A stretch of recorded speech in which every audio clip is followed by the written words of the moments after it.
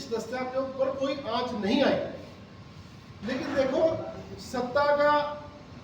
सत्ता की भूख, मैं इसको कह सकता हूँ भारतीय जनता पार्टी की, और वो 3 विधायकों की नासमझी, उन्होंने अपने पदों से इस्तीफे मानिए विधानसभा अध्यक्ष जी को दे दिए और पूरे प्रदेश के अंदर जो सिनेरियो बन रहा है, अब वो 3 विधायक, मैं समझता हूँ कि आज के दिन में बड़े सौभाग्यशाली रहे थे जब वो चुनाव जीते।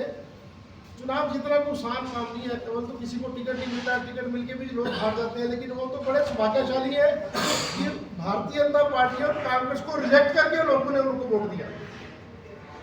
लेकिन उसके बावजूद जब वो जीत के आ गए तो उन्होंने कांग्रेस को पहले समर्थन किया जब कांग्रेस की सरकार बनी, उसके बाद राज्यसभा में उन्होंने कांग्रेस का विरोध करके भारतीय जनता पार्टी का समर्थन कर दिया।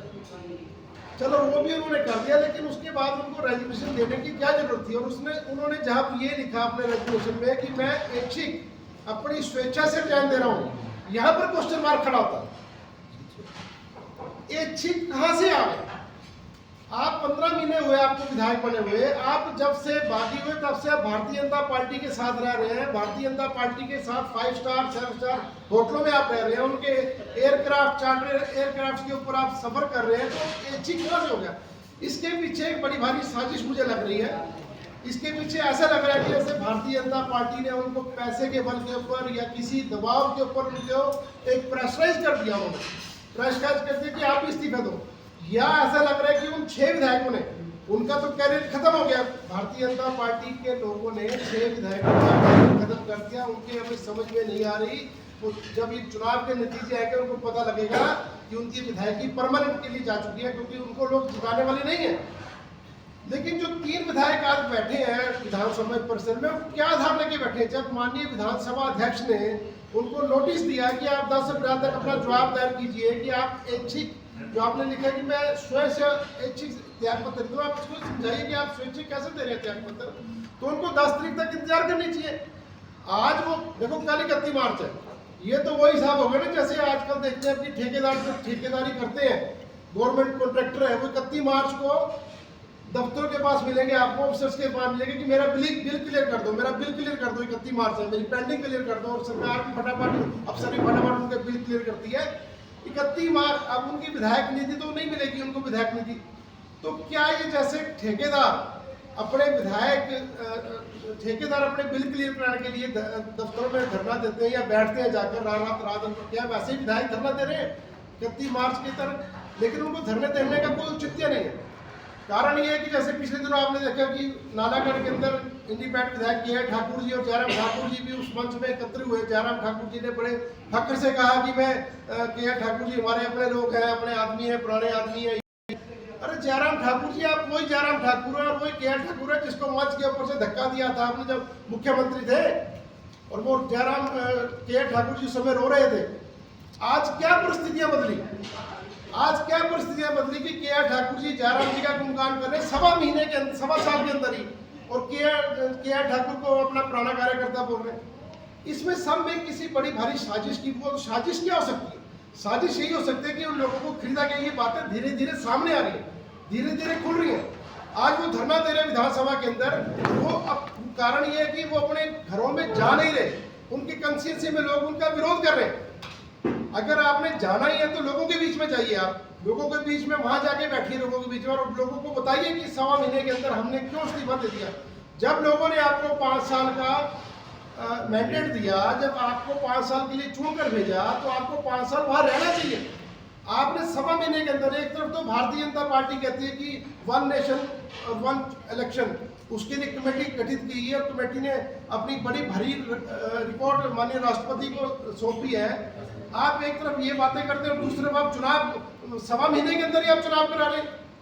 ये दो वही जो बात करती है भारतीय जनता पार्टी, सारी चीजें धीरे धीरे धीरे खुलकर सामने आ रही है। खासकर ठाकुर जयराम ठाकुर, मैं समझता हूँ कि जयराम ठाकुर जी को ना तो संविधान की जानकारी है, ना कानून की जानकारी है, और ना नैतिकता की जानकारी है। भारतीय जनता पार्टी के लोग बात करते हैं, राम की बात करते हैं, राम राम के नारे लगाते हैं। अरे भैया, राम के उसका इतिहास तो पढ़ो आप। मैं समझता हूँ भगवान राम से ज्यादा ताकतवर रावण था, भगवान राम से ज्यादा अकलमंद वेदों का ज्ञाता रावण था, भगवान राम से ज्यादा अधिक शक्तिशाली रावण था। लेकिन राम के पास क्या था? राम के पास था चरित्र। आप ग्रंथ भी पढ़ते तो रामचरितमानस लिखा जाता है। रावण हर एक मामले में भगवान राम से आगे था, हर एक विषय में भगवान राम से आगे था, लेकिन राम के पास चरित्र था। वो चरित्र आज भारतीय जनता पार्टी ने अपना खो दिया। अगर उन्होंने अपना चरित्र खो दिया तो आप खुद स्वयं देखें कि आज वो कहाँ खड़े हैं। मैं समझता हूँ कि उनको संविधान की किस बिहाफ के ऊपर जयराम ठाकुर जी आज जगह जगह स्टेटमेंट्स दे रहे हैं कि हम 4 जून को 2 सरकारें बनेगी। यार कोई अनपढ़ आदमी बोल देगा 2 सरकारें कैसे बन सकती 4 जून को। आपने अच्छी खासी हिमाचल प्रदेश में 43-40 कांग्रेस के और 3 इंडिपेंडेंट का समर्थन भी था। अच्छी खासी सरकार को आपने जो है वो ध्वस्त करने की कोशिश करी, 43 से आप 34 पे ले आए। अगर 3 का इस्तीफा भी अगर मंजूर हो जाएगा तब भी कांग्रेस जो है वो बहुमत में, तब भी कांग्रेस की सरकार कहीं नहीं जा रही। ये मुझे ऐसा लगता है कि इनको पता है कि हम लोकसभा की 4 सीटें हार रहे हैं। ये एक माहौल बनाने के लिए कि 9 विधायकों के भी इस्तीफे हो और एक ऐसा माहौल क्रिएट किया जाए कि विधायकों के लिए इनको वोट दो और लोकसभा के लिए हमारे को वोट दीजिए। ये इतने बौखला गए कि इनको समझ में नहीं आ रही। इनके सलाहकार कौन है, हमारे तो समझ से बाहर है। इनके समझ में नहीं हम कर क्या रहे हैं। जो पिछले दिनों से ये हिमाचल प्रदेश में चल रहा है, मुझे लगता है कि मानसिक स्थिति भी इन लोगों की ठीक नहीं हो रही। आज जैसे चुनाव घोषित हुआ, हमारे हिमाचल शिमला पार्लियामेंट से सुरेश कश्यप जी को उन्होंने उम्मीदवार बनाया। लोग पूछ रहे हैं, भारतीय जनता पार्टी के कार्यकर्ता पूछ रहे हैं सुरेश कश्यप जी कौन है। वही सुरेश कश्यप है जिसके लिए 5 साल पहले हमने काम किया था, वो कहाँ है। भारतीय जनता पार्टी के बड़े बड़े पदाधिकारियों का नाम सुरेश कश्यप जी नहीं जानते। अगर आप लोगों के पास इतना फख्र है, मोदी रोज बोल रहे हैं, पूरे देश में बोल रहे हैं, चीख चीख के बोल रहे हैं इस बार 400 बार, लेकिन कैंडिडेट सब उधार, 400 बार कैंडिडेट उधार। कैंडिडेट्स इनके पास नहीं है, वो कांग्रेस से तोड़ तोड़ के लेके जा रहे हैं, अपने से तोड़ तोड़ के ले जा रहे हैं। अगर आपके पास 400 पार है तो आपको कंगना रनौत को खड़ा करने की क्या जरूरत है। आप किसी कार्यकर्ता को टिकट क्यों नहीं देते। अगर आपको इतना कॉन्फिडेंस है अपने कैंडिडेट्स के ऊपर या अपने कार्यशैली के ऊपर कि हमने 5 साल में इतना काम किया है, तो आपको ऐसा नहीं करना चाहिए। और आपको धरातल में खासकर हिमाचल प्रदेश के अंदर जो आपने स्थिति क्रिएट करी है, उस स्थिति से हिमाचल प्रदेश की जनता बिल्कुल देख रही है इस चीज़ को। और मैं समझता हूँ कि हिमाचल प्रदेश में सबसे ज़्यादा पॉलिटिकल अवेयरनेस हिमाचल प्रदेश के लोगों के अंदर है और इसका जवाब आने वाले समय में दिया जाएगा। और खासकर जो 3 इंडिपेंडेंट विधायक हैं, इनको क्या जल्दी पड़ी है अपना इस्तीफा स्वीकार करने की। इसका क्या कारण है, इसके पीछे क्या राज है, इसके पीछे क्या साजिश है। और जिन 6 विधायकों को टिकट भारतीय जनता पार्टी के ऊपर चुनाव लड़ रहे हैं, आप नज़ारा देखिए कि प्रेम कुमार धूमल को जिन्होंने हराया था, मुख्यमंत्री घोषित किया था, उनको हराया था, आज उनका बेटा गले में पटका डालकर उनका स्वागत कर रहा है। कहाँ रह गया चरित्र। उनके पिताजी उनको आशीर्वाद दे रहे हैं, कहाँ रह गया चरित्र। भारतीय जनता पार्टी में आज बगावत के सुर हिमाचल प्रदेश में उठ रहे हैं। इनके बड़े बड़े नेता इन चंद्र राज हैं। आज मैं आपके माध्यम से मैं जयराम ठाकुर जी को चैलेंज देता हूं, क्या 25 विधायक इनके साथ हैं। आप 25 विधायकों के अंदर रोष है। भारतीय जनता पार्टी का कार्यकर्ता अपने नेताओं को कोस रहा है कि हिमाचल प्रदेश में आपने ये क्या कर दिया। आप एक नारा दे रहे थे कांग्रेस मुक्त भारत का, लेकिन ये जो हो रहा है आजकल वो भारतीय जनता पार्टी कांग्रेस युक्त होती जा रही है। सारे कांग्रेस के लोग अगर भारतीय जनता पार्टी में चले जाएंगे तो मुझे लगता है कि भाई वो कांग्रेस युक्त भारतीय जनता पार्टी हो जाएगी। 25 विधायक आज जयराम ठाकुर के साथ नहीं है जो ये कर रहे हैं।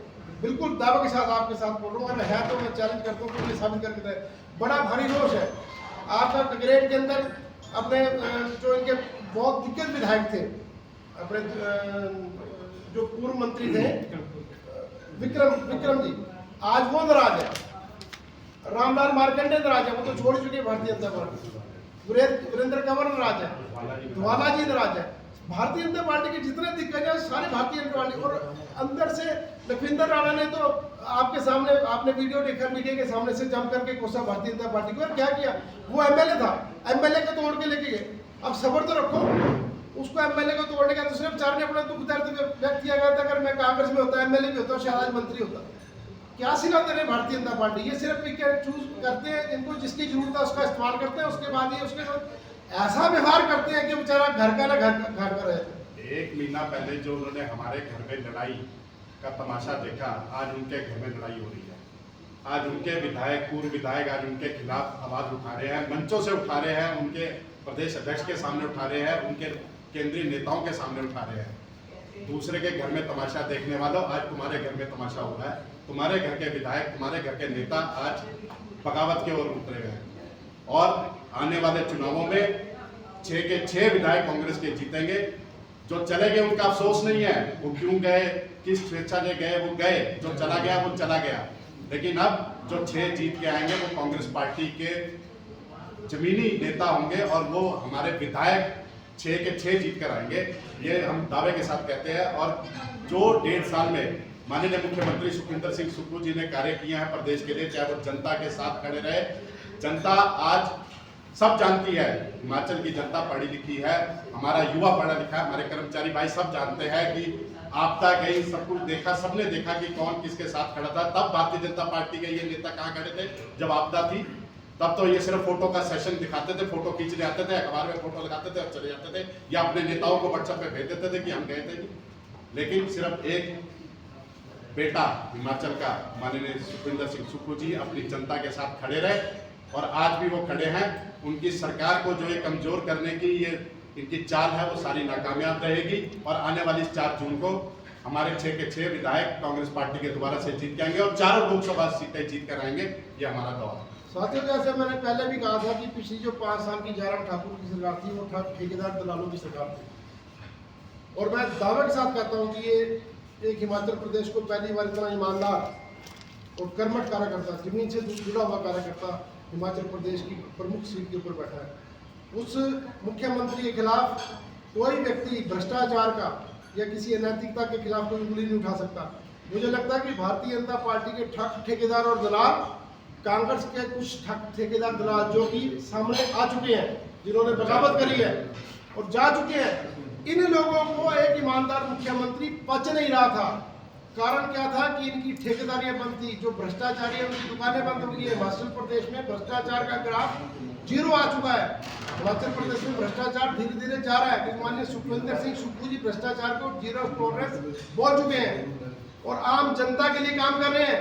जो पूर्व मुख्यमंत्री रहे वो सिर्फ बड़े बड़े लोगों के लिए, कॉर्पोरेट घरानों के लिए या अपने बहुत निकट के लोगों के लिए काम करते थे। लेकिन ये मुख्यमंत्री ऐसा है जिसने भारतीय जनता पार्टी जो डबल इंजन की सरकार बोलती थी, हिमाचल प्रदेश को पिछली आई आपदा में 1 रुपए की सहायता नहीं करी। इस व्यक्ति ने 4500 करोड़ रुपए का बजट हिमाचल प्रदेश के अपने बिहाफ के ऊपर बनाकर हिमाचल की गरीब जनता को दिया। साथियों, 25,000 परिवारों को उभारा इन्होंने, 25,000 परिवारों को 1-1 लाख रुपए मिलता था, 7-7 लाख रुपए दिए।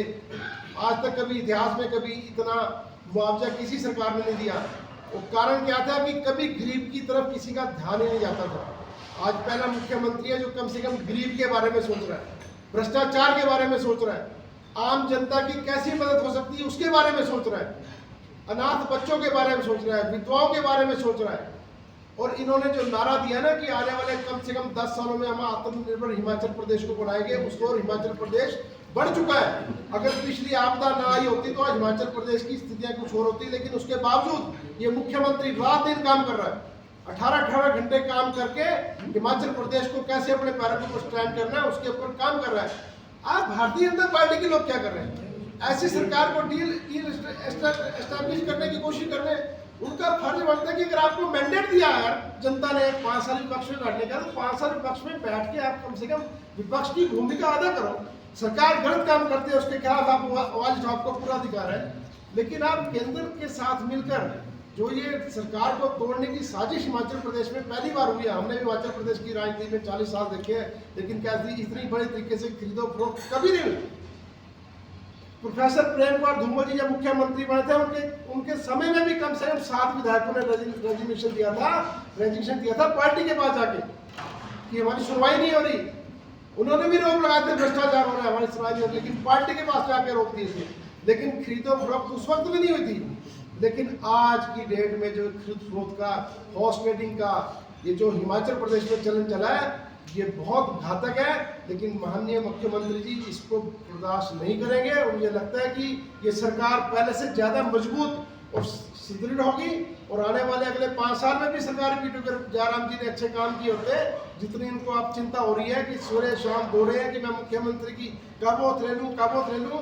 जब राज्यसभा के चुनाव हुए थे तो आपको साथियों याद होगा कि सुबह 7 बजे गवर्नर के पास चले गए थे कि जैसे इनकी अभी ओथ गवर्नर साहब करवा देंगे। मुझे लगता है कि ये अपनी मानसिक स्थिति खो बैठे हैं जयराम ठाकुर जी। उनको शांति से अपने लोकसभा चुनाव की तरफ ध्यान देना चाहिए। 4 सीटें हिमाचल प्रदेश में कांग्रेस जीत रही है, भारतीय जनता पार्टी की हालात खराब हो रही है, इसी करके एक ऐसा माहौल क्रिएटिव लोग कर रहे हैं कि जिसकी कोई स्थिति हिमाचल प्रदेश में बनने वाले नहीं है। धन्यवाद साथियों, आपने कुछ पूछना है। जैसे कि प्रतिभा सिंह ने कई बार मीडिया में बयान दिए है कि सरकार में संगठन के लोगों को स्थान नहीं मिल रहा, उनको मान सम्मान नहीं दिया जा रहा है, कार्यकर्ता परेशान हैं, और इस टाइप के संकेत बहुत पहले दे दिए थे उन्होंने सरकार को भी और सीएम को भी। लेकिन सीएम ने और सरकार ने सारी चीज़ें अनदेखी की और रिजल्ट ये हुआ कि बीजेपी ने उसका फायदा उठाया। तो आपको लगता है कि कहीं सरकार की या सीएम की कहीं ना कहीं चूक रही है? नहीं, इसमें देखो कार्यकर्ता तो कोई छोड़ के नहीं गया पार्टी। जो लोग छोड़ के गए थे वो अति महत्वाकांक्षी थे, उनमें से उसको मंत्री पद चाहिए था। मेरे को लगता है जो श्रीमती प्रतिभा सिंह जी ने बातें कही वो इन लोगों के बारे में तो नहीं कही होंगी, जो लोग पार्टी छोड़ के गए। तो नाम उन्होंने किसी का नहीं दिया, इन लोगों के नहीं, उन्होंने कार्यकर्ता इन लोगों के कार्यकर्ता कोई पार्टी छोड़ के नहीं गया, कार्यकर्ता को पार्टी छोड़ के नहीं। और मैं आपको एक बात और बताता हूँ, हजारों लाखों कार्यकर्ता कांग्रेस और भारतीय जनता पार्टी में है जिनको कौंसलर का टिकट भी नहीं मिला, पंचायत प्रधान का टिकट नहीं मिला, लेकिन वो भी पार्टी के लिए काम करते हैं। ये लोग तो सौभाग्यशाली एमएलए और कुछ मंत्री रह चुके हैं। 2-2 लाख रुपए की तनख्वाह और 2-2 लाख रुपए पेंशन लोगों को आती है। उस कार्यकर्ता को